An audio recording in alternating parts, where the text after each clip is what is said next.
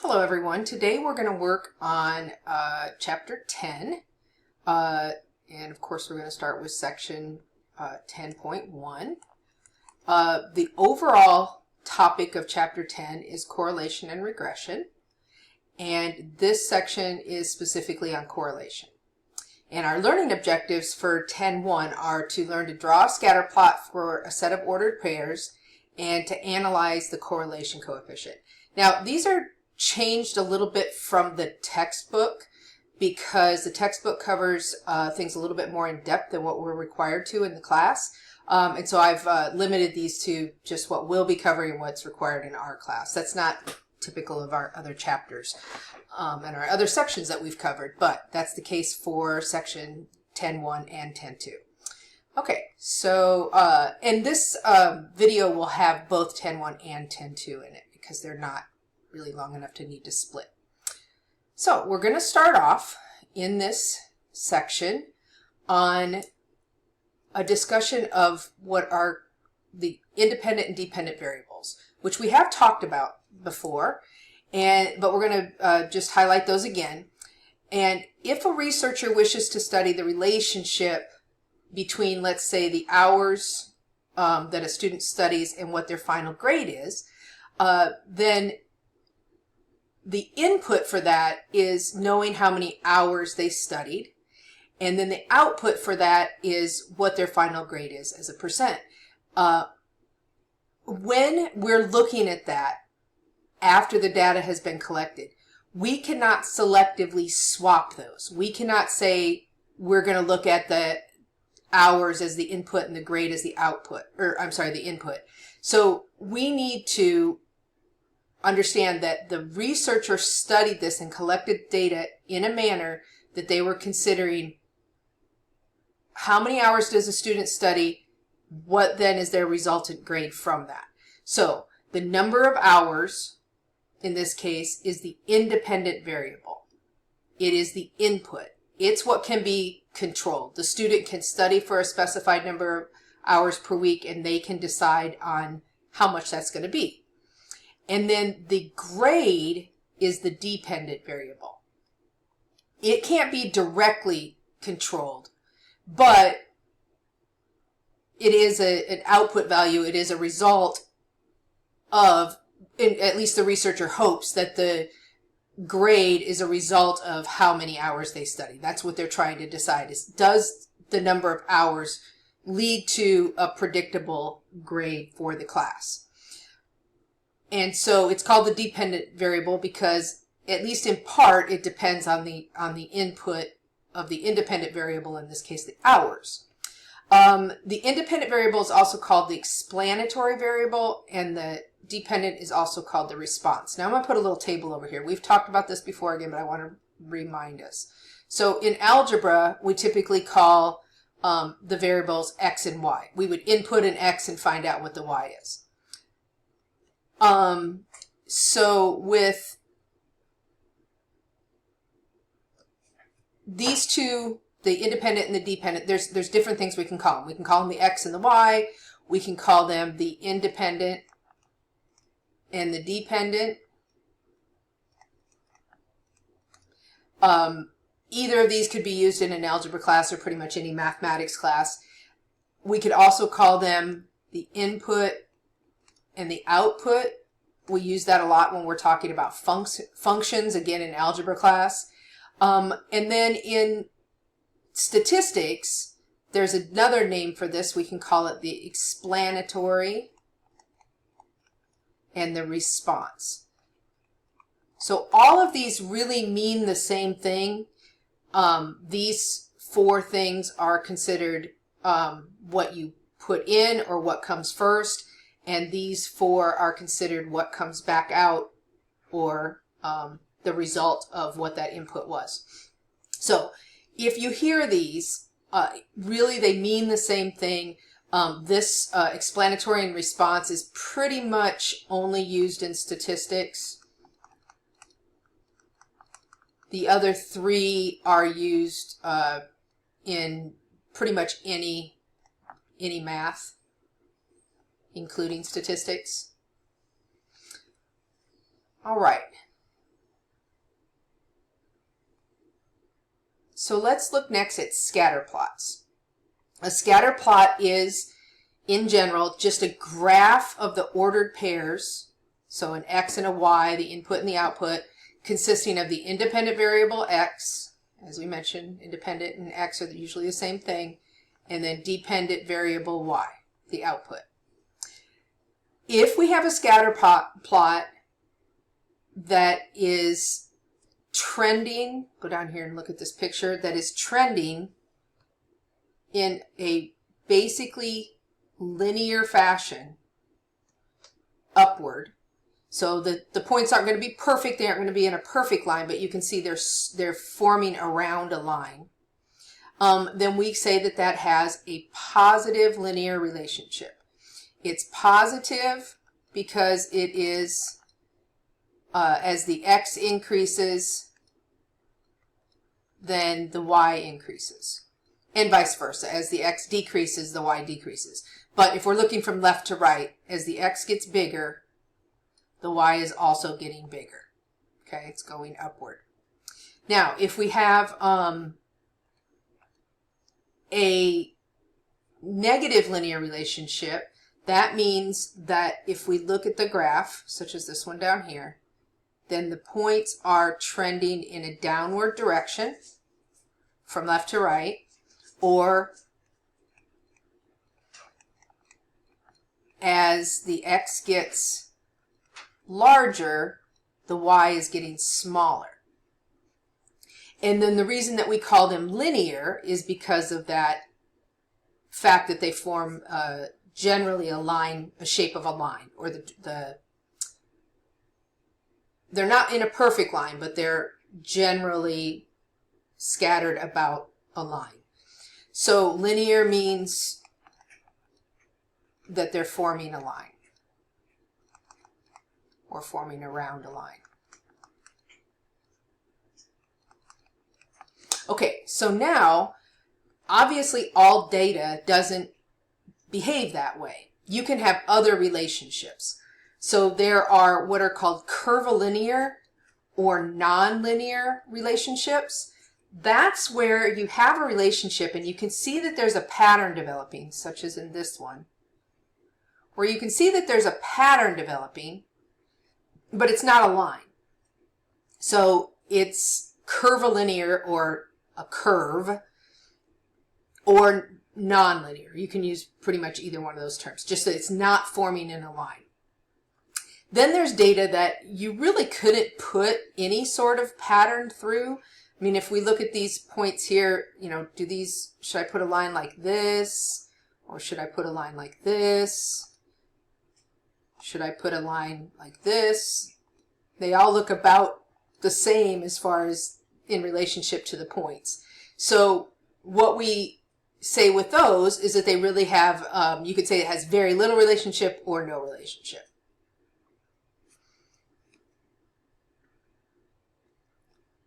So let's look at some actual examples of data. So it says here that we have heights of buildings. This is the height of the building, that's the input, and then how many stories it has is the output. Again, we cannot change that when we go to draw the scatter plot for this, or in the next section when we write an equation for it. We have to remain with the height as the input and the stories as the output. The heights are the x, the stories are the y.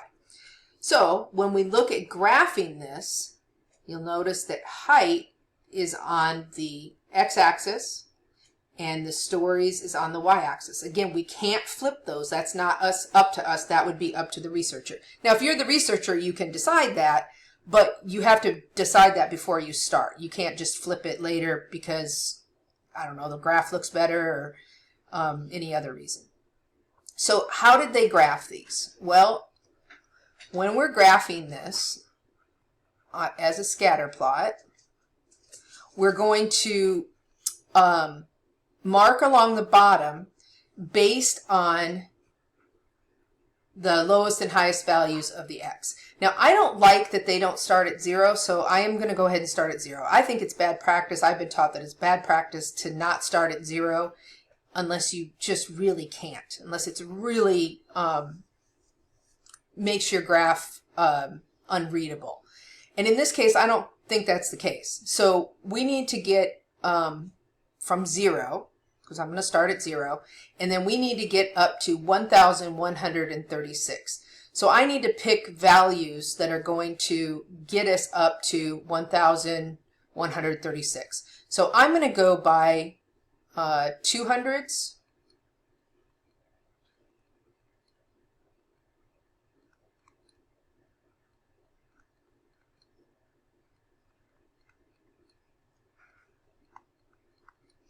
Okay, and 1200 is above 1136, so we're good. And then for the height, they went by 30s. Actually, they went by 10s, but they started at 30. Again, not good practice, in my opinion, to start at something besides 0. So I'm going to start at 0. And then we only need to get up to, if we look at the y values, I need to get up as high as 83. That's the highest one. So I can just easily go by 10s. 10, 20, 30, 40, 50, 60, 70, 80. And then if you're doing this, by hand, we always want to try to label. And so I'm not going to try to write sideways. Of course, it would be better if I could write sideways here, but I'm not going to try. So this is the stories, and this is the height. And then this is a sample of buildings.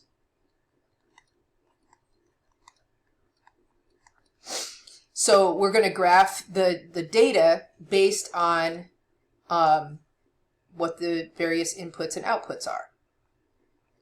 Okay, so we're going to treat our inputs as our heights and our outputs as our x. So for instance, our first point that we're going to graph is 1,136.83. So we're going to graph it, if this was in an algebra class, it would be listed like this.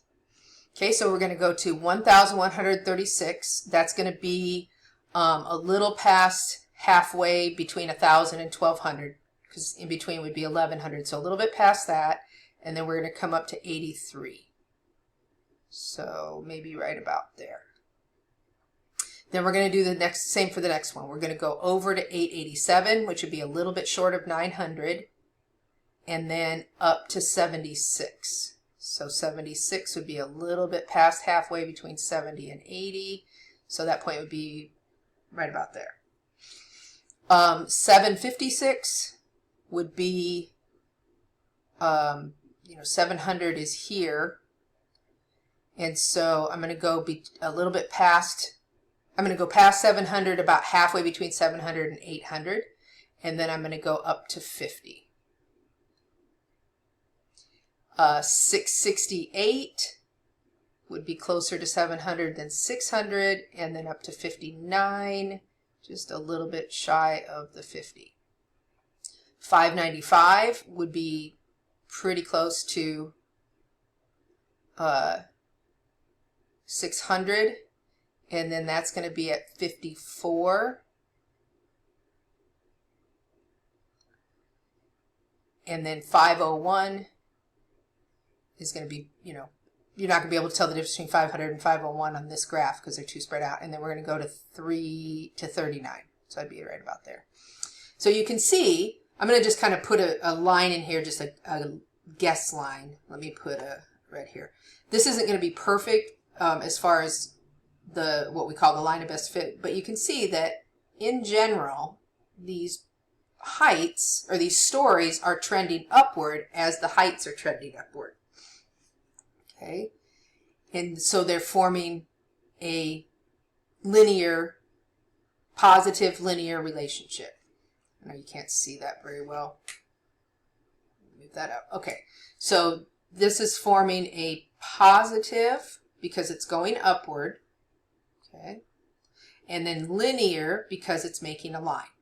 Relationship between the height of the buildings and the number of stories. So we have, as the heights get bigger, because the heights get larger, the stories also get larger, plus it looks like it's forming a line.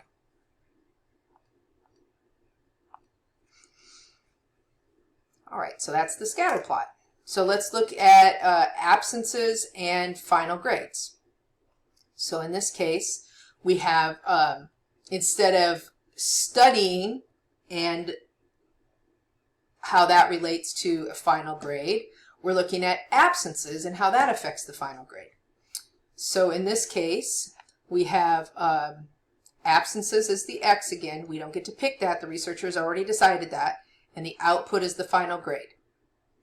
So when we graph this, we have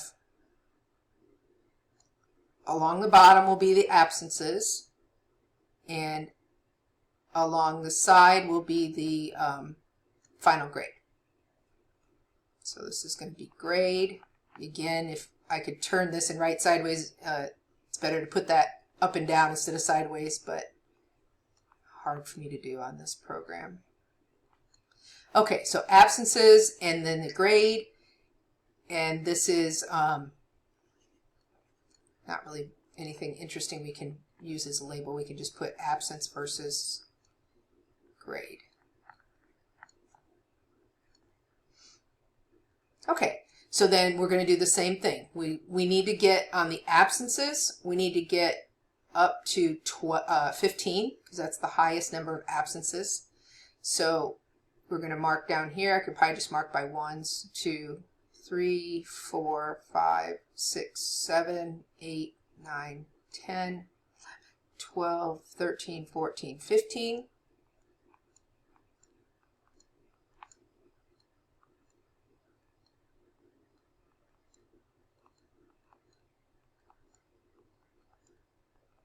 And then along the side, I need to get as high as 90 is the highest grade, overall grade. So we look through all of these final grades and we look for the largest, which is a 90. So let's go by, we can easily go by tens. So 10, 20, 30, 40, 50, 60, 70, 80, 90.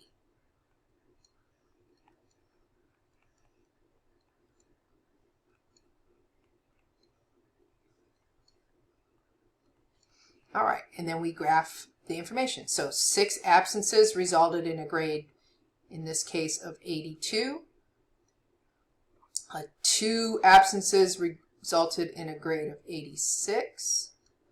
15 absences resulted, not surprisingly, in a grade of 43. 9 absences resulted in a 74 for this sample. And then 12 resulted in a 58. Boy, this class had high absences. So 12 is 58.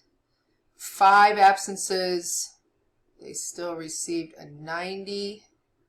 Oops, that kind of goes up into my wording here. Let me fix that. I don't want those to run into each other. So 5 was at 90.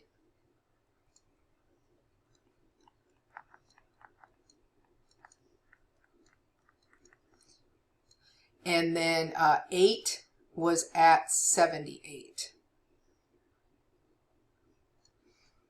And again, we can see that this is roughly forming kind of a linear downward pattern.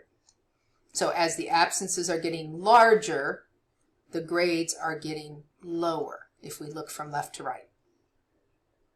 And so that would be considered, rather than a positive linear relationship, it's still linear because it's still in a line, but because it's going downward, we are going to call it a, get rid of all this junk up here. So because it is trending downward, we're going to say it has a negative linear relationship. Whoops. A negative linear relationship. Negative because it's trending downward, linear because it's forming a line, and then relationship, meaning that they relate to each other. The absences and the grades appear to relate to each other. So the next thing that we're going to talk about in this section, if you remember from our objectives, we wanted to learn how to draw a scatter plot for the set of ordered pairs and then analyze the correlation coefficient.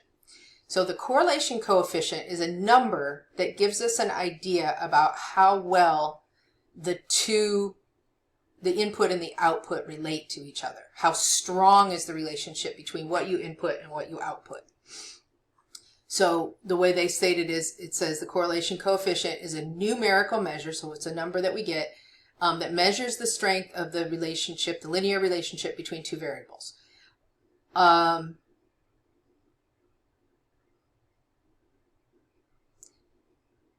This actually, when it says correlation coefficient, you can actually have other correlation coefficients. So I'm gonna cross out linear right here. So the correlation coefficient is a numerical value of the strength of the relationship between two variables. And then if we're specifically talking about the linear correlation coefficient, that's the strength and direction of a linear relationship between two variables. And of course they have to be quantitative variables. They have to be numbers. They have to be quantities. And the sample correlation coefficient is denoted by R. So R is the variable that we use for correlation coefficient. So this is something you can add to your cards in your set of variable cards to study. So the R is the correlation coefficient. And the correlation coefficient can be computed different ways. A very common one, and the one that our book uses, is called the Pearson product moment correlation coefficient. You don't really have to worry about that. Just know that there are other methods to compute the correlation coefficient. There's not a specific method, but our book uses the PPMC. What is important is to understand the relationship, or the relationship between the number you get for R and how strong the relationship is based on that number. So I'm going to recreate what they have here so I can kind of draw it while I explain it. So the lowest that an R value can be is 1, or -1. The highest it can be is +1. And then, oh, hold on, I got to find the middle here. 1, 2, 3, 4, 5, 6, 7, 8, 9, 10.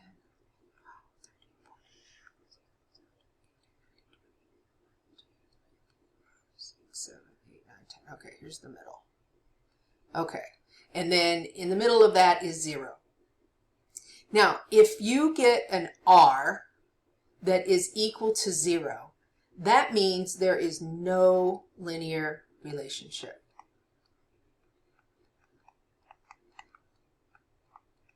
So that could be two things. It could have a scatter plot that looks like this curvilinear relationship. Okay, so it could be something like this, where it has a relationship but it's not a line, because we're trying to figure out the relationship, the linear relationship. So it could be this, or it could be something like this where there's just no relationship. So both of these, they might not have an R equal exactly to 0, but their R would be close to 0. Because this one is not linear, and this one doesn't have a relationship at all. So both of those would have a R that was close to 0.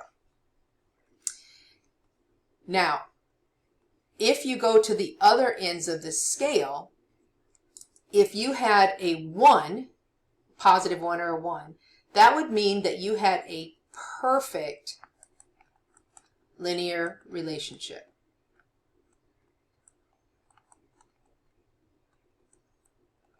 So if you were going to graph this, what this would look like is you would have your points perfectly in a line. So if you had a 1 for your R, that would mean that when you graphed this, you would have points that were exactly in a line. All right, if you were to put a line through them, it would hit every single point on the line. Okay. Now, same thing for a -1. If you had a -1, that would mean that you had a perfect relationship. Shoot, let me add this in here. So this is a perfect, let me erase this. So not just perfect linear relationship over here, but this would have been a perfect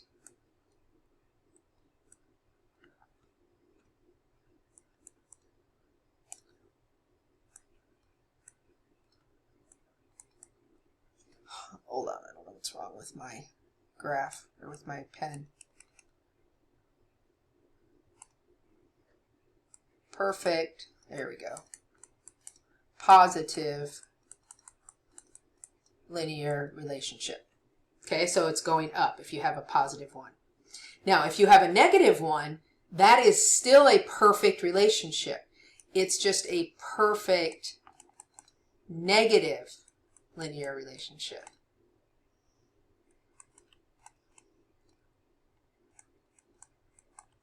And so if you were to graph this, this would be something where when you graphed the points, they were perfectly in a line, but they were going downward. So maybe something like this. So they were going perfectly downward.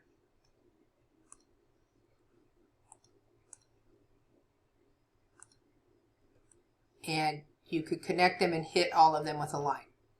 But there's data that is in between those two things. There's data that is not perfectly linear, but somewhat linear, like our two examples.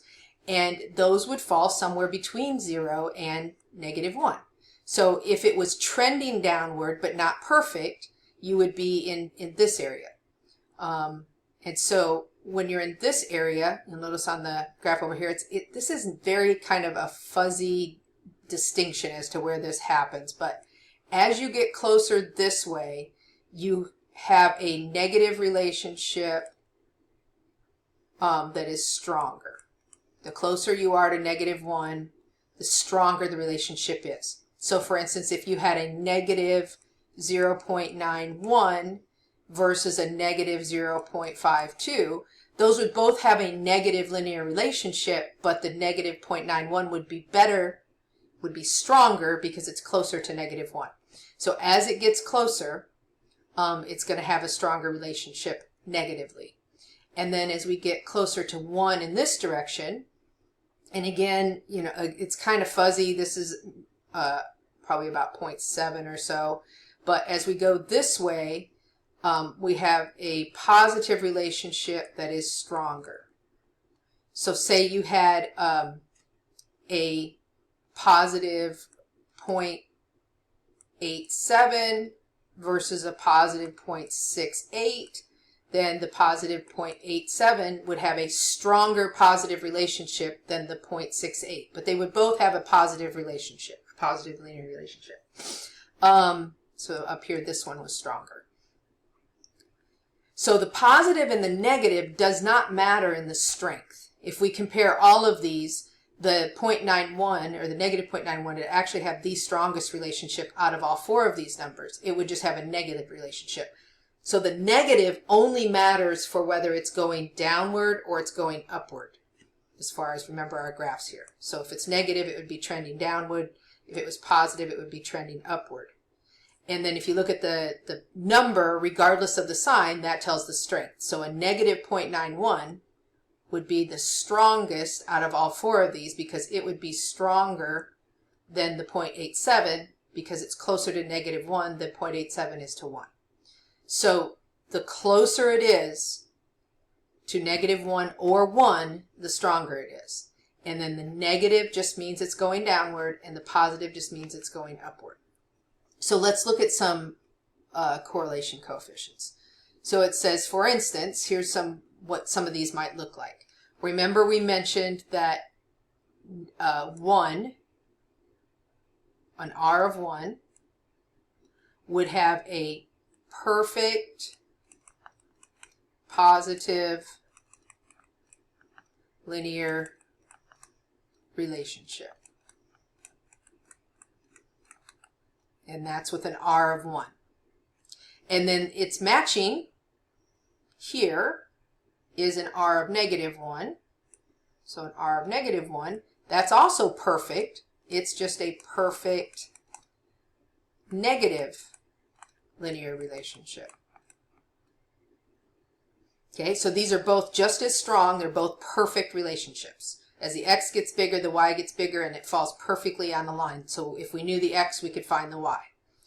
Now, as we go to the left here, We have relationships here that are 0.90 and negative 0.90, meaning they're both good, they're both strong, but this is not perfect. It's just a strong positive linear relationship.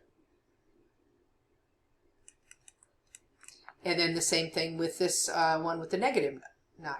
That is still strong,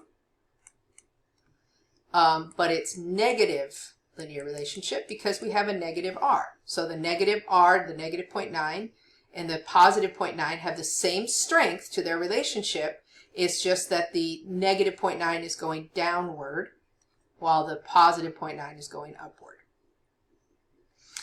And then we see some that have a smaller value for r. We have an r of 0.5 and an r of negative 0.5. And again, you can see there's somewhat of a linear relationship going on here and here. It's just not as strong. The points aren't as tight together as they were with the 0.9. And so we would say these have a linear relationship, but it's a weak relationship. So a weak positive relationship and a weak negative. So there's not no relationship, but it's weak in comparison to, say, B and E. Now, I just kind of like to show this because I think it makes us appreciate what's not required for the class. This is how the R is calculated. The R is calculated by taking the number of values times the sum of the x's times the y's, then subtracting the sum of the x's times the sum of the y's, and then all this rest on the bottom. We don't have to do this. That's why there's an x through this. This is not required for the class. So what's going to happen is either you're going to be given the R,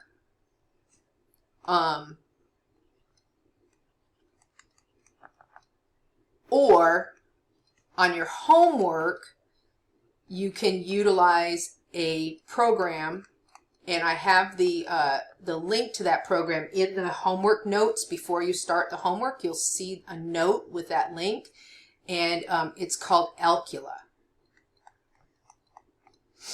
I'm going to pull that up right now and show you what that looks like. So as I mentioned, we have this link that you can use in your homework. And if you have data values in your homework and you need to find the correlation, you need to find the R for those, you do not have to compute those by hand. So what you would do is you would take the values. Let's see if I can put both of these up at the same time. All right, so say we had the, we're going to take this data here. Okay, so on the next example, we have, this is the same information we had before, the height and the stories of the building. So if you were doing this on your homework, you're going to put in the values that are given. So 1136.83, and then you hit enter. You notice it says enter the XY values numbers only. So we do 1136.83. Let's see if I can make this a little bigger. There we go. And then you just go to the next line, and then you put in our next value, which is 887.76. And then our next value is 756.50.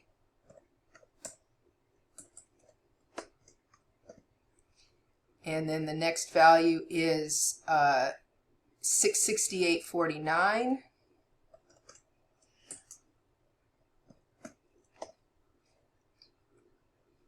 And then 595.54 and 501.39.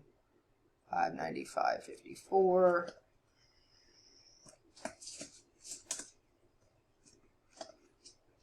501.31. I remembered those correctly.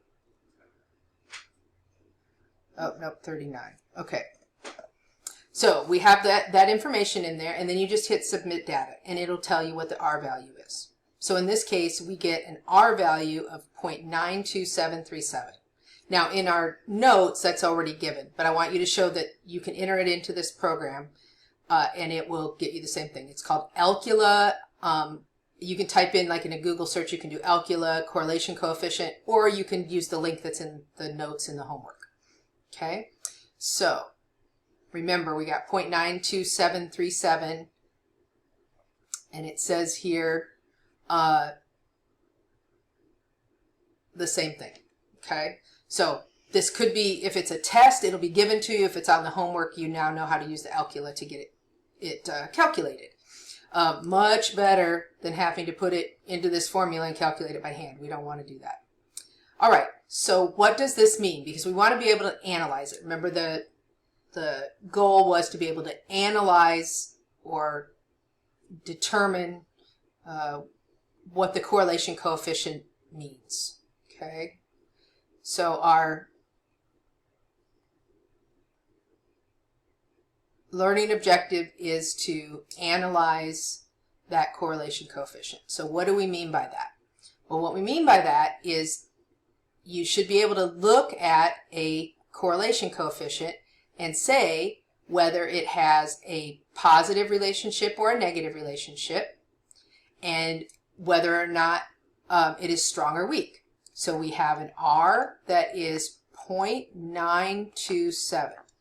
Well, if we think about our scale, remember it can go from -1 to 1, and then right in the middle is 0. And if it's close to 1, it's going to be strong. This is strong. Actually, 1 is perfect, positive, but as we go this way, we get stronger positive relationship. As we go this way, we get a stronger negative relationship. So what about this R? Well, this R is close to 1. And so that means that we have a strong relationship because it's close to 1. And we know that it's positive because it's a positive number. And so if we look at the graph, you can see this is the one where we had the relationship was trending upward in a line. So strong, positive, linear relationship. Okay.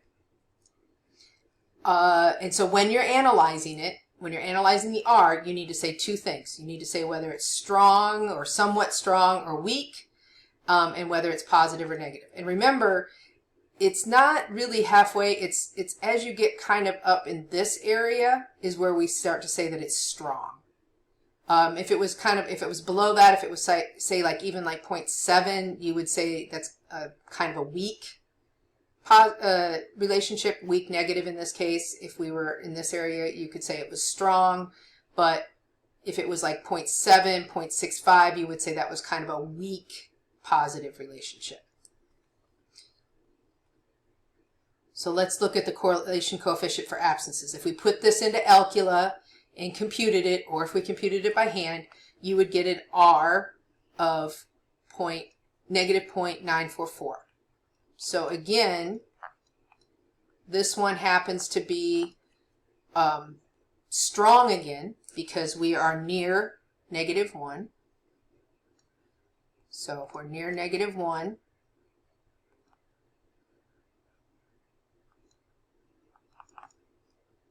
then this is going to be strong as we go this direction. So -0.944, would be clear down here. And so it is strong because it's close to -1. And it's negative because it slopes downward on the graph, and because it's negative. Okay, so it's negative because the number is negative. So that tells us it's sloping downward. So two things: strong, somewhat strong, weak, or is it positive or negative? Those are the two things that you need to be able to say.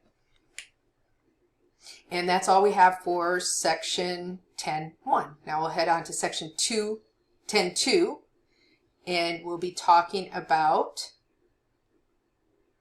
the same type of data, and we're still going to be looking at the scatter plots, but our objectives in 10.2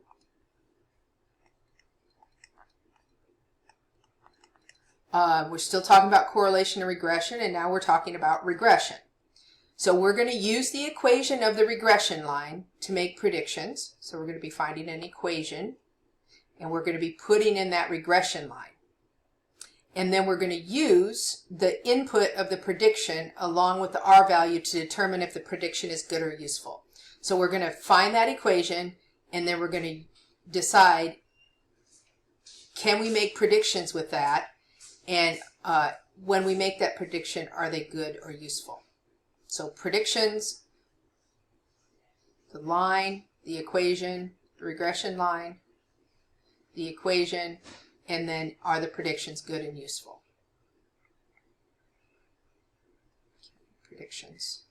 So we're going to have the equation so we can graph the regression line and make predictions, and then we're going to determine if those are good or useful.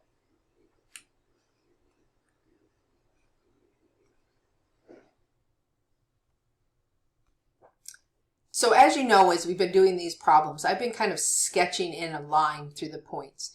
That's just an estimated line. There is an actual best line that can go through those points. It's called the regression line or the line of best fit. In order to get that regression line, we have an equation. And the equation looks a lot like what you would see in an algebra class. In algebra, they write it y equals mx plus b. In statistics, for some reason, I don't know why, I wish they wouldn't, but they flip these around and they change the variables. So instead of b, they use a, and instead of m, they use b. But they are the same thing. Okay, it's the same equation type as what you see in algebra class.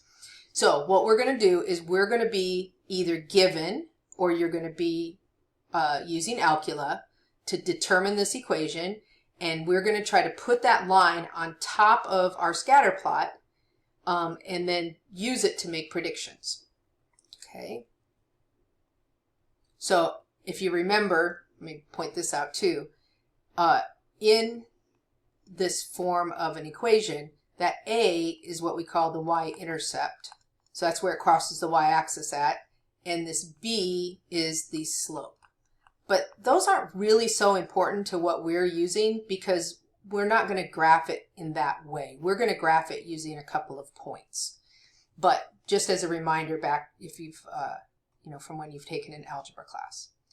Okay, so now how is this determined? Well, the line of best fit, you're not going to have to do this again, but just so you sort of understand the method, what they do is they look at the residuals and they try to make a line. So we have our line here that goes through the points, right?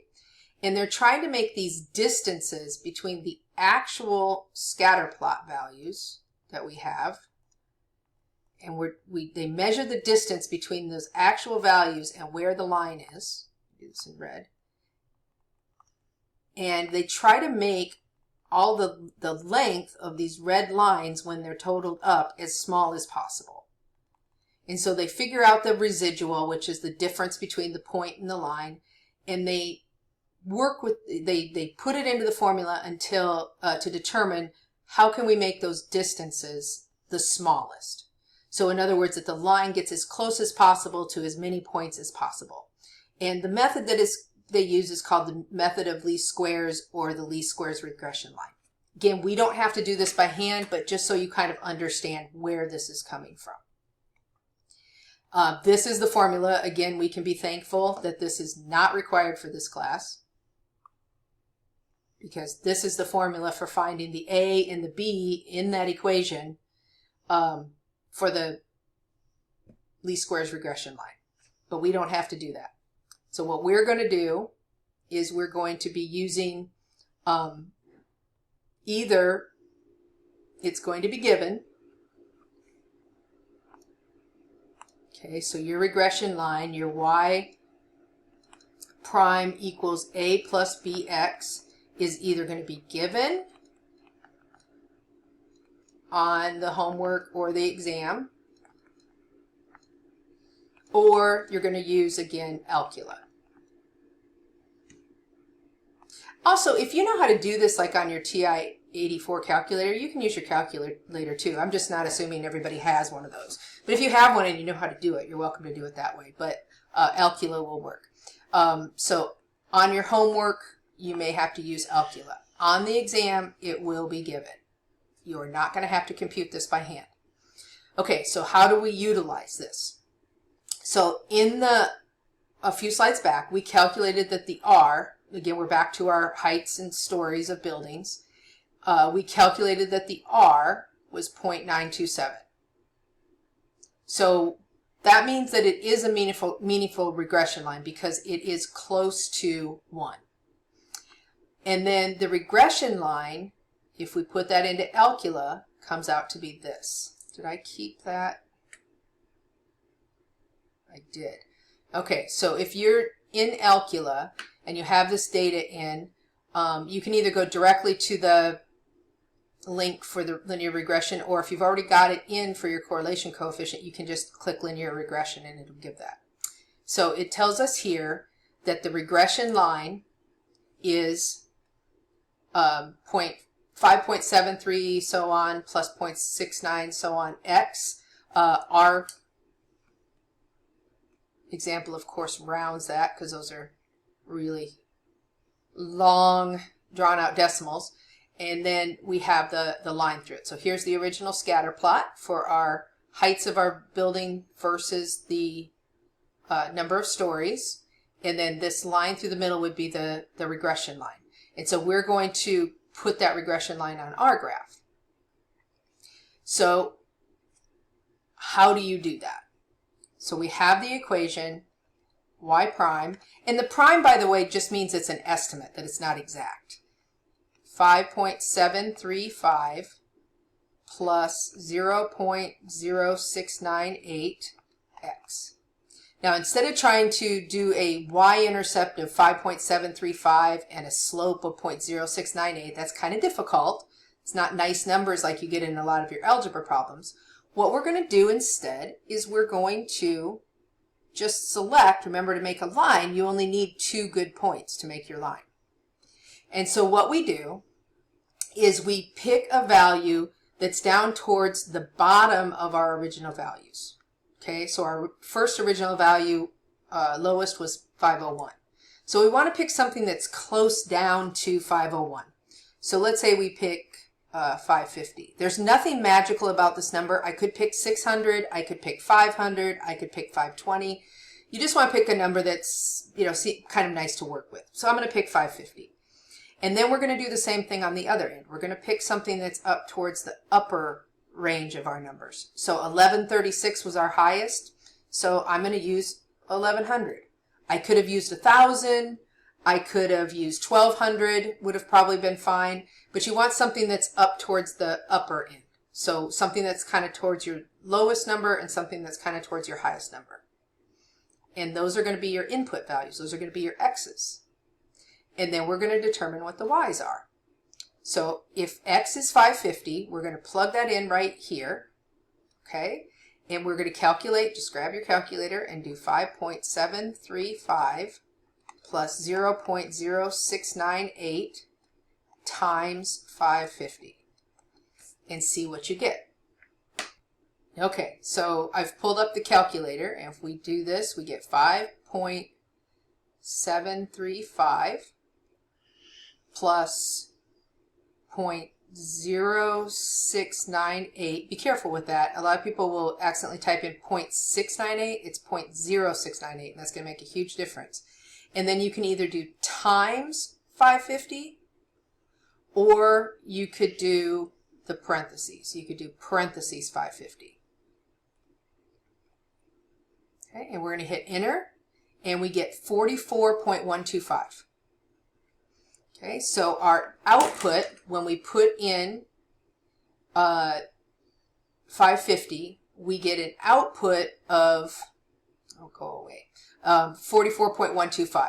Now, I'm not going to be able to do those decimals on the graph, so I'm just going to say that's about 41. Okay? And then I'm going to do the same thing with the 1100. I'm going to do 5.735 plus 0.0698 times 1100. I'm going to put the 1100 in for that x value now. If I put that into the calculator, let's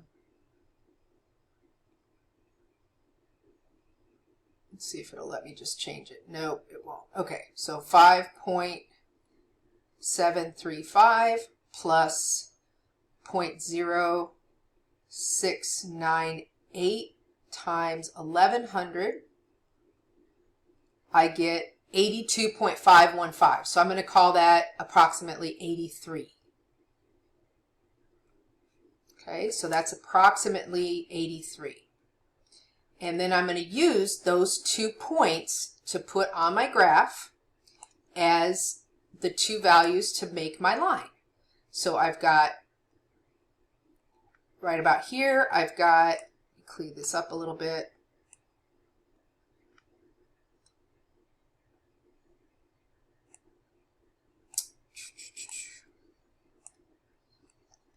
Oh, come on, I want the eraser.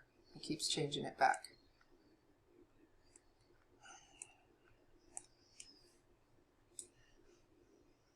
Let me move this up.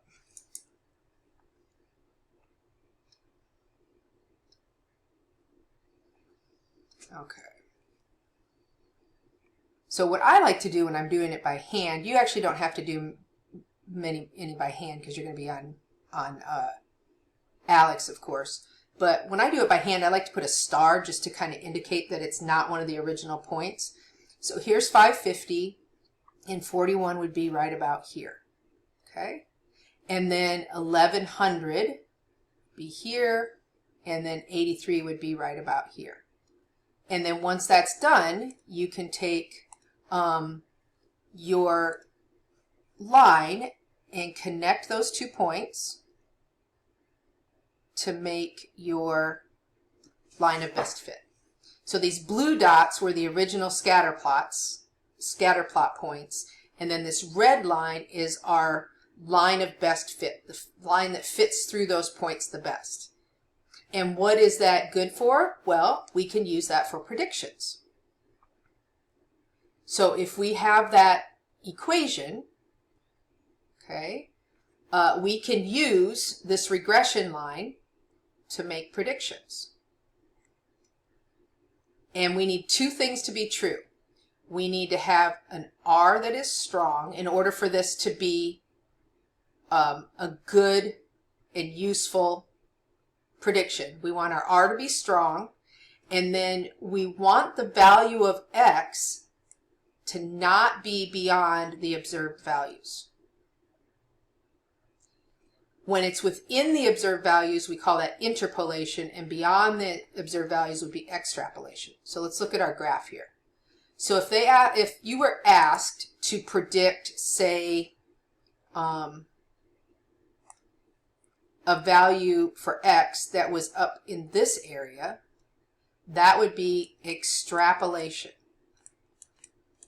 Once it goes past where the original data. If you were to ask to predict something that was, say, in this area, then that would be interpolation. Okay, so up in this area, yes, you could make a prediction using that line. Same thing with that one here, but the one that is interpolation is safer than extrapolation. You don't know, we don't know whether this pattern, this relationship is going to hold past the data values that we have. So we don't know if it's going to hold past 1136 or below 501. So if you go beyond below 501 or above 1136 by much at all, we may not have that same relationship. So we really only want to do estimates within the original data. So somewhere between 500 in this case and 1136. So let's look at our example here. Let's say we have our regression line, same regression line that we've been using, and we want to know what's the height, how many stories are there if the height is 850.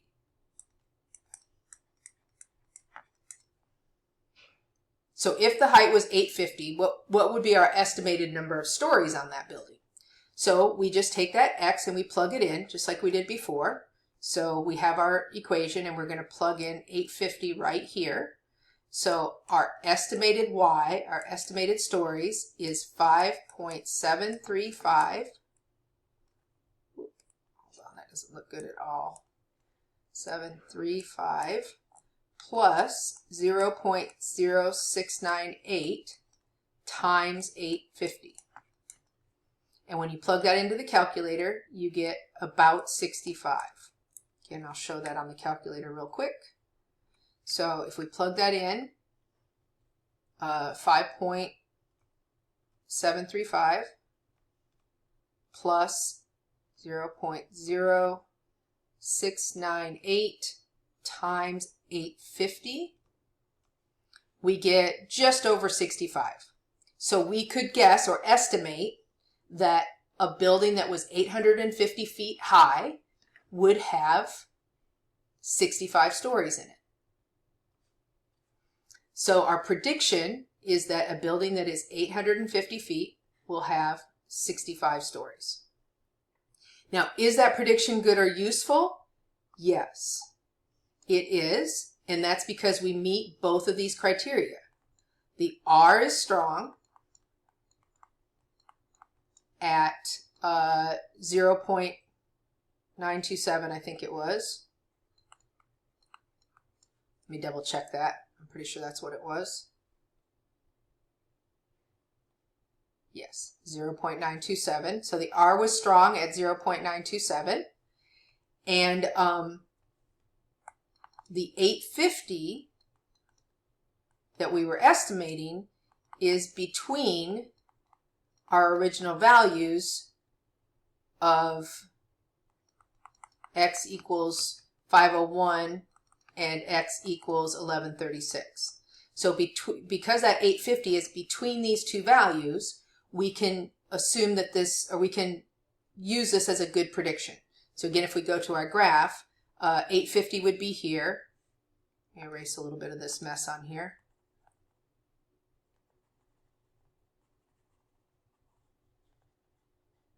Okay. So if we were to use that, we have an estimate of 850, and we would utilize our equation, which is this line, remember, and we would estimate that it has 63 stories. So that matches the line that we have. Oh, I'm sorry, 65 stories.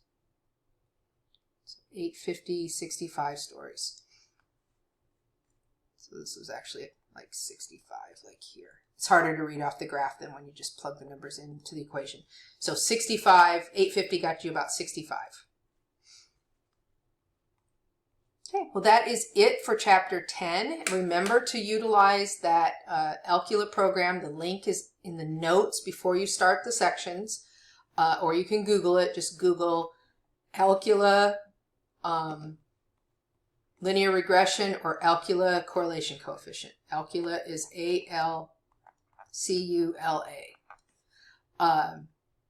So when you're doing section 10.1, you want to do Alcula correlation coefficient to get your R's. That'll bring up the calculator for that one. And when you're doing 10.2, you're going to do Alcula linear regression. If you just Google that, it'll pull that up, or you can use the link at the beginning of the homework. All right, have a great luck on your homework, and let me know if you have any questions.